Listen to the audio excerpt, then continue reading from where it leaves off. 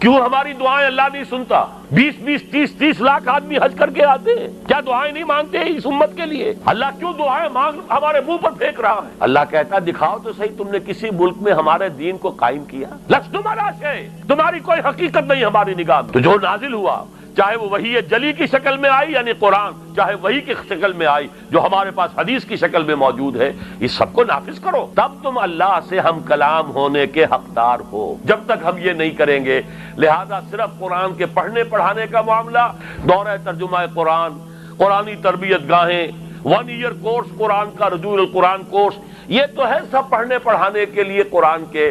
تنظیم اسلامی ہے پھر اس لوگوں کے لیے جو قرآن اپنے اندر اتار لیں اور پھر کھڑے ہو جائیں، کمر کس لیں، عزم مصمم کر لیں۔ ان صلاتی و نسکی و محیایا و مماتی للہ رب العالمین، اپنی ذات پر اپنے گھر میں اللہ کا دین نافذ کر لیں اور پھر کسی ایک شخص سے بیعت کریں کہ ہم تمہارے ساتھ ہیں۔